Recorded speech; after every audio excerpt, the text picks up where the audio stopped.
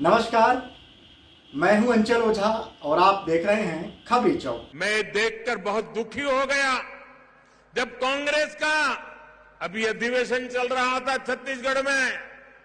उस कार्यक्रम में सबसे बड़ी आयु के व्यक्ति, राजनीति में सबसे सीनियर, वहां पर खड़गे जी मौजूद थे और वो उस पार्टी के अध्यक्ष थे। धूप थी, जो भी सब खड़े थे उन सबको धूप लगना बहुत स्वाभाविक था, लेकिन धूप में वो छतरी का सौभाग्य कांग्रेस के सबसे बड़ी आयु वाले, सबसे सीनियर कांग्रेस के प्रमुख खड़गे जी के नसीब नहीं हुआ। बगल में किसी और के लिए छाता लगा गया था। ये बताता है, कहने को तो खड़गे जी कांग्रेस अध्यक्ष हैं, लेकिन कांग्रेस में जिस तरह उनके साथ बर्ताव होता है वो देखकर पूरी दुनिया देख भी रही है और समझ भी रही है कि रिमोट कंट्रोल किसके हाथ में है। विधानसभा चुनाव की तैयारी शुरू हो गई है। 2023 मतलब छत्तीसगढ़ में विधानसभा चुनाव का होना, चाहे वह भारतीय जनता पार्टी हो, आम आदमी पार्टी हो या फिर कांग्रेस। तीनों ही पार्टियां और इनके साथ साथ और भी कई पार्टियां विधानसभा चुनाव की तैयारियों में व्यस्त हो गई हैं। जिस कांग्रेस को 2018 के चुनाव में 67 सीटें मिली थीं और जो कि लगातार बढ़ते बढ़ते 72 तक पहुंच गई है, उस कांग्रेस के राज्य में क्या हो रहा है, जरा इस वीडियो को देखिए। 2018 के विधानसभा चुनाव में 43% वोटर शेयर के साथ छत्तीसगढ़ में सत्ता तक पहुंची कांग्रेस के लिए उस वोट बैंक को बनाए रखना और पुनः 2023 में सत्ता तक पहुंचना बेहद मुश्किल भरा राह है। हालांकि भाजपा अभी उस स्थिति में नहीं है कि 2023 में छत्तीसगढ़ में सत्ता परिवर्तन का राह आसान कर दे। भाजपा को 2018 में लगभग 33% वोट मिले थे, जो कि कांग्रेस के मुकाबले 10% कम थे। वहीं छत्तीसगढ़ में गठबंधन दलों के हिस्से में 11% वोट आए थे, जबकि 2% नोटा के हिस्से में आए। 2018 चुनाव की तरह कांग्रेस की लहर वर्तमान में छत्तीसगढ़ में नहीं है। यह और बात है कि भाजपा के मुकाबले अभी भी कांग्रेस मजबूत स्थिति में है। सत्तासीन कांग्रेस के लिए वर्तमान में सबसे बड़ी सिरदर्द 2010 चुनाव में उसके द्वारा किए गए वायदे ही है। आंगनवाड़ी कार्यकर्ताओं को कम से कम कलेक्टर दर पर वेतन भुगतान, सफाई कर्मचारियों को दैनिक वेतनभोगी के रूप में वेतन, शिक्षा कर्मियों के परिवारों को अनुकंपा नियुक्ति का प्रावधान, संविदा कर्मचारियों का नियमितीकरण, बेरोजगारी भत्ता, 200 फूड प्रोसेसिंग यूनिट समेत तमाम ऐसे वायदे हैं जो कि अब तक पूरे नहीं हुए हैं, जो कि 2023 के चुनाव में बड़े वोट बैंक को प्रभावित करेगा। राहुल गांधी जवाब दो। राहुल गांधी जी 2018 के विधानसभा चुनाव के समय आप आए थे, जन घोषणा पत्र आपने जारी किया था, सभाओं में बड़े बड़े वायदे छत्तीसगढ़ की जनता से किए थे। आपने कहा था कि धान खरीदी में 15 क्विंटल की लिमिट समाप्त करेंगे। बताएं, आप समाप्त किया क्या? आपने कहा था कि 200 फूड प्रोसेसिंग के कारखाना लगाएंगे। कहा था किसानों के खेत के बगल में फूड प्रोसेसिंग का कारखाना लगाएंगे और किसान अपना उपज वहां जाकर बेचेगा, ज्यादा कीमत पाएगा। राहुल गांधी जी, आप छत्तीसगढ़ आए हैं तो छत्तीसगढ़ की जनता को जवाब देना चाहिए, आपको हिसाब लेकर आना चाहिए। आपने कहा था बेरोजगारों को बेरोजगारी भत्ता देंगे, 10 लाख बेरोजगारों को, तो एक बेरोजगार का 1,50,000 रुपया होता है।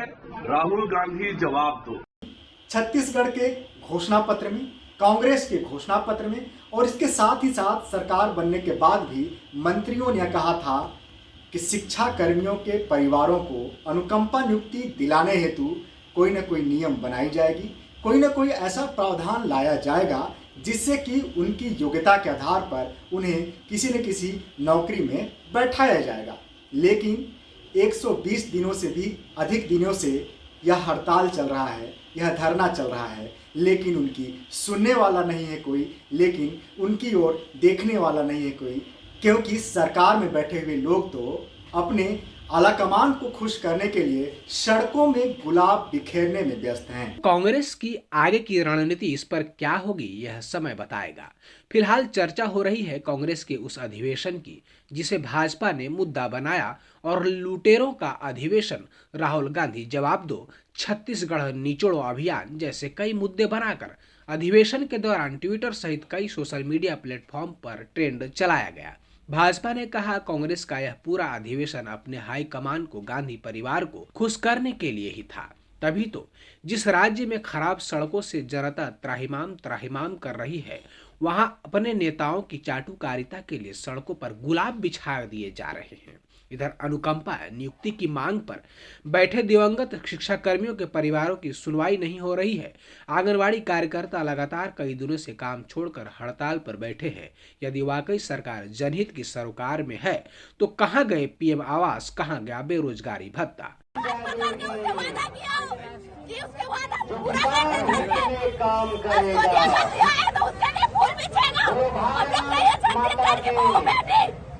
मंच में आसीन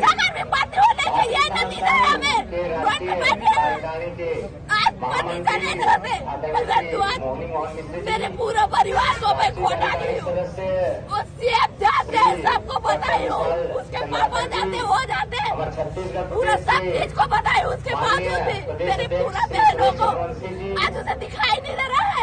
वोट के दिन में उसे आंसू था, आज उसे आंसू कहाँ गए? सरकार से यही पूछती हूँ, शिवरी नारायण में मेरे जितने महीने के लिए वादा किया था वो झूठा वादा कहाँ गए? ये तोखलाई बात कहाँ गए?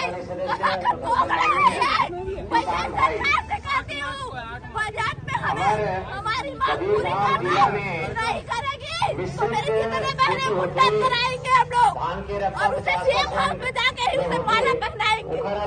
बेरोजगारों को बेरोजगारी भत्ता देने का मुख्यमंत्री भूपेश बघेल ने जरूर घोषणा कर दिया है कि जल्द ही बेरोजगारों को उनका बेरोजगारी भत्ता दिया जाएगा। लेकिन सवाल यह है कि 4 सालों तक सत्ता में रहे, 5वां साल सरकार का अंतिम समय चल रहा है, ऐसे में कब बेरोजगारी भत्ता के फॉर्म भरे जाएंगे और कब सरकार कब से युवाओं को बेरोजगारी भत्ता देगी, यह भी आज जन सरोकार में जनता के बीच चर्चा का विषय बना हुआ है कि क्या 2023 में युवाओं का वोट लेने के लिए सरकार ने इस तरह का एक लुभावना वायदा फिर से फेंक दिया है।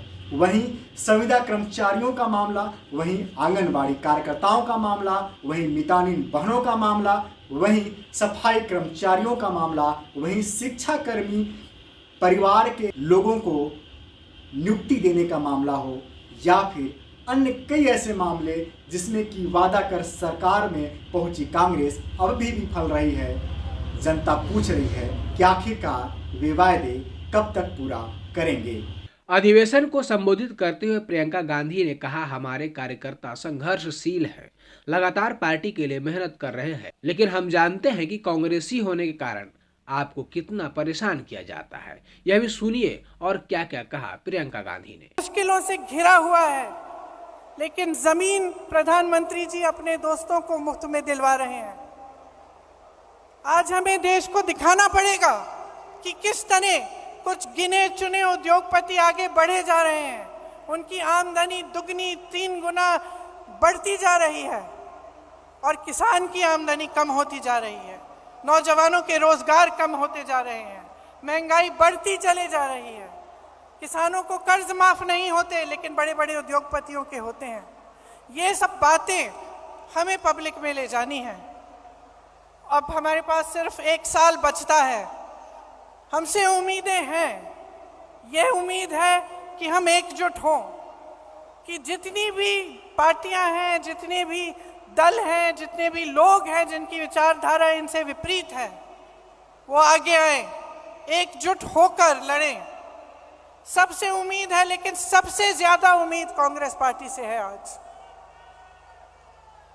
और मैं जानती हूं कि हम इस उम्मीद पर खरे उतर सकते हैं कि आपकी मेहनत से, हमारी मेहनत से हमारी एकजुटता से, हमारे समर्पण से और अपने संविधान के प्रति हमारी निष्ठा से हम सब इस काम को करके दिखा सकते हैं। तो आज जब आप यहाँ से जाएंगे, घर घर जाएंगे, अपने अपने क्षेत्र में जाएंगे, तो आप नए लोगों को जोड़िए। नए लोग जुड़ते कैसे हैं? विचारधारा से जुड़ते हैं, जज्बातों से जुड़ते हैं और आपका मिसाल देख के जुड़ते हैं।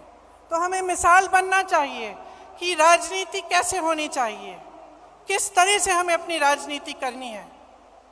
जब जब चुनाव आता है तो ऐसे मुद्दे उठते हैं जिससे जनता का कोई मतलब नहीं है। क्यों कह रही हूं कि मतलब नहीं है?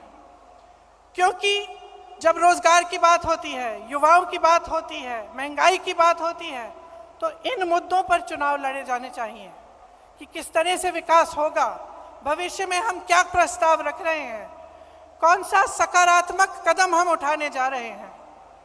ये हमारी राजनीति होनी चाहिए। और आजकल की जो राजनीति है, जो देश का माहौल है, जो नकारात्मक है, उससे हमें ऊपर उठना पड़ेगा और हमें सकारात्मक तरह से भविष्य के लिए अपने प्रस्ताव रखने पड़ेंगे और अपनी बात रखनी पड़ेगी। मुझे पूरी उम्मीद है कि हम इस लड़ाई में सफल होंगे, क्योंकि हम मजबूत हैं। आज भी अगर आप सब यहाँ बैठे हो, इसका मतलब है कि आप पार्टी के प्रति समर्पित हो और आप निडर हो। हमारे तमाम नेताओं पर, कार्यकर्ताओं पर इस सरकार ने दमन किया है। आज भी, कल भी छत्तीसगढ़ में रेड लगवाए, एजेंसियों के द्वारा क्या क्या नहीं किया, लेकिन आज भी हमारे नेता खड़े हैं, आज भी हमारे कार्यकर्ता खड़े हैं। और मैं जानती हूं कि आपका संघर्ष क्या है। अगर हमें पूछताछ के लिए 2 दिन के लिए बुलाया जाता है तो आपको जेल में महीनों के लिए रखा जाता है।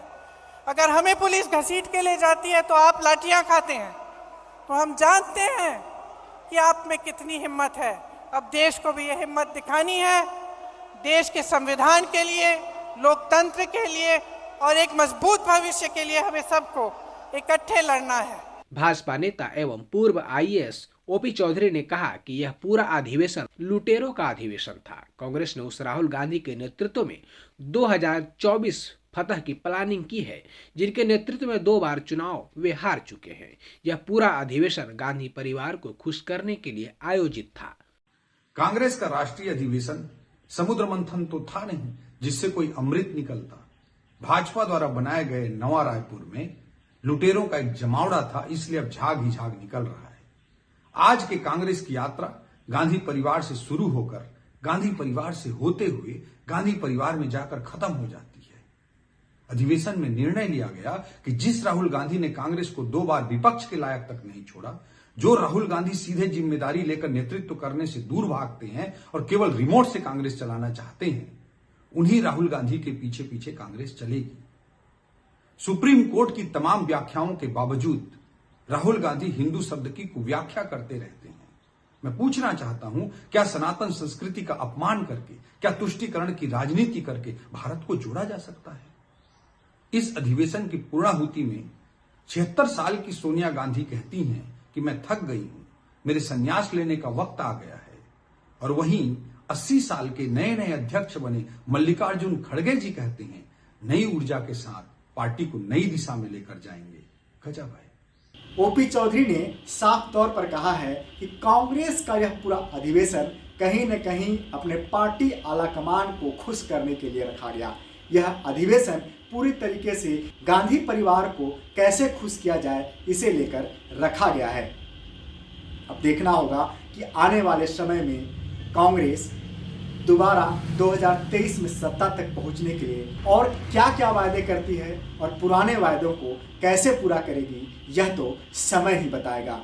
फिलहाल छत्तीसगढ़ के वायदों को लेकर छत्तीसगढ़ में 2018 में चुनाव जीतकर सत्ता में पहुंची कांग्रेस किन किन वादों को पूरा करेगी, इसका इंतजार सभी को है। हमें दीजिए इजाजत, फिर से हम ऐसे ही मामलों को लेकर छत्तीसगढ़ के जन सरोकारों से जुड़े हुए उन मुद्दों को लेकर आएंगे जिसके लिए जनता कहीं न कहीं संघर्ष कर रही है और कांग्रेस से पूछ रही है कि आपके वायदे का क्या हुआ।